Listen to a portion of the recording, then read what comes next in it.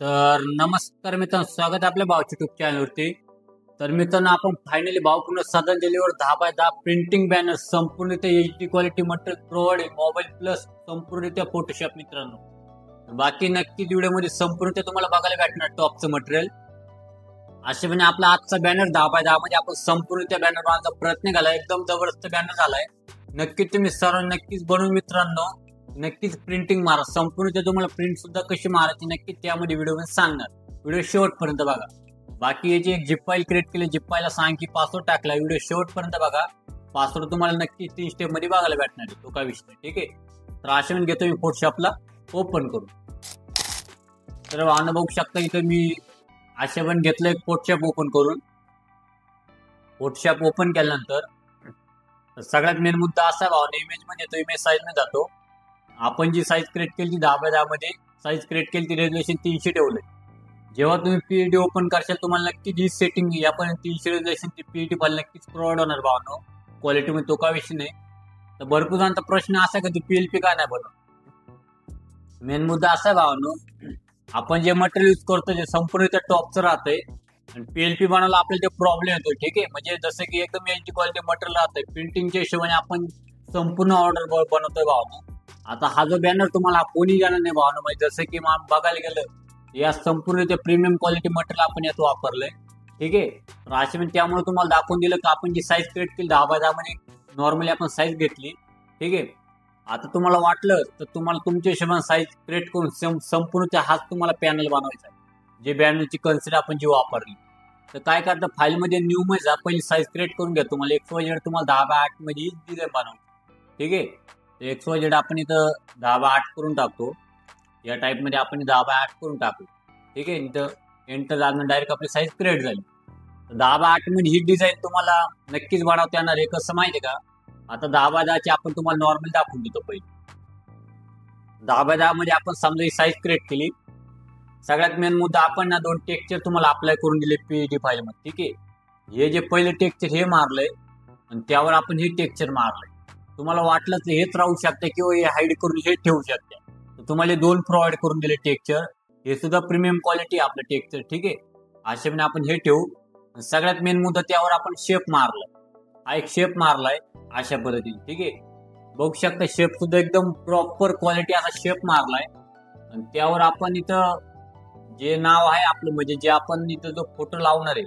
आता सगळ्यात मेन मुद्दा असा भावना, या बॅनर मध्ये जी डिटेल आपण यूज केली ती एक डेमो साठी मी यूज केली भावानो. त्यामुळं ही डिटेल कुठं जाता कामा नये, एक गोष्ट लक्षात घ्या.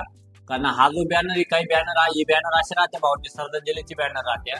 त्यामुळं फोटो म्हणा काही डिटेल वगैरे कुठं शेअर न झाली पाहिजे. या दृष्टिकोनात एक फक्त सॅम्पल तुम्हाला मी प्रोव्हाइड केलं यूज करून. ठीक आहे, ही गोष्ट ध्यानात ठेवा, तो काय विषय. तर त्यावर आपण एक फोटो घेतलाय, तो म्हणजे आजीचा आपण एक फोटो टाकलाय. आणि त्यावर आपण इथं हे बघू शकता अशा पद्धतीने इथं फ्रेम यूज केली आपण. ठीक आहे, त्यामुळे लक्षात राहू द्या, खालची फ्रेम डिलीट करून टाकू. अशा 2 फ्रेम आपण इथं ऍड केलाय. खाली एक शॅडो मारलाय, फ्रेम आपण यूज केली. आता इथं फक्त तुम्हाला हा खालचा फोटो जो आपण आजीचा ऍड केला त्याला हाईड करून तुमचा फोटो तुम्हाला इथं अपलोड करायचा आहे. ठीक आहे, टाकायचा आहे. तुम्हाला माहितच असेल, फाईलवर मध्ये येऊन प्लेस एम्बेड करून तो फोटो तुम्हाला इथं ऍड करायचा आहे. ही गोष्ट ध्यानात ठेवा. ठीक आहे, त्यावर आपण इथं कीर्तनकारचा फोटो इथं नॉर्मली अशा सॅम्पल ऍड केला, इथं रेक्टँगल मारलो. ठीक आहे, बाकी टेक्स्ट वगैरे कसं ऍड करा तुम्हाला दाखवतो पुढं. तर सगळ्यात मेन मुद्दा असा आहे, आता जे प्रॉपर जे मेन नाही वाव, जसं की आपण जे नाव ऍड केलं कैल कमल बाबूराव लांडगे. ठीक आहे, ते नाव कसं ऍड करायचं, तर डबल टॅप केल्यानंतर नाव पूर्ण सिलेक्ट होणार.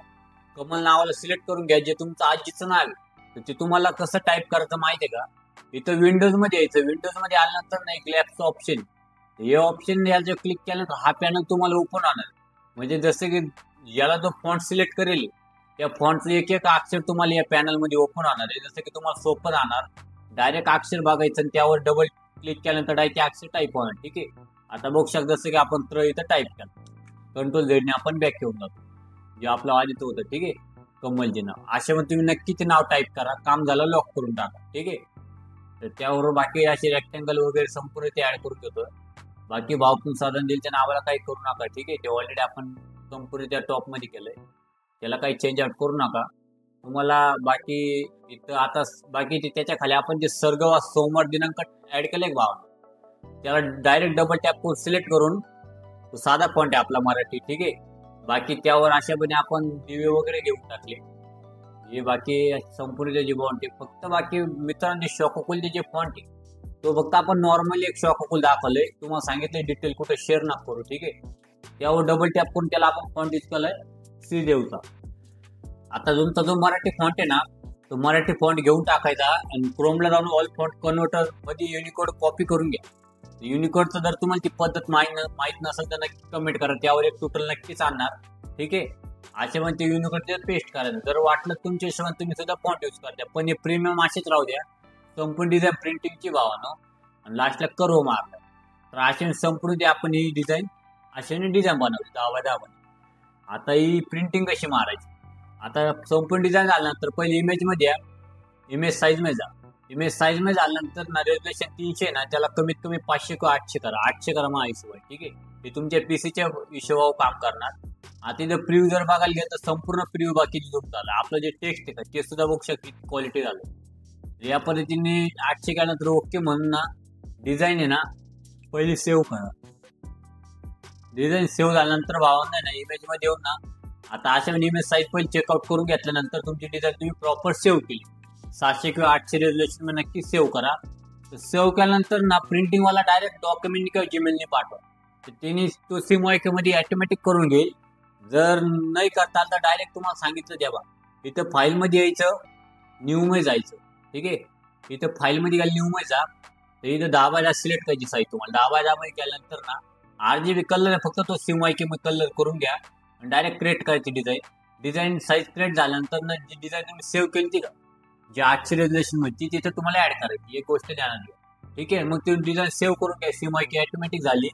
डायरेक्ट एक्सपोर्ट करून नक्की तुमच्या प्रिंटिंग वाला नक्की तुम्ही सेंड करा.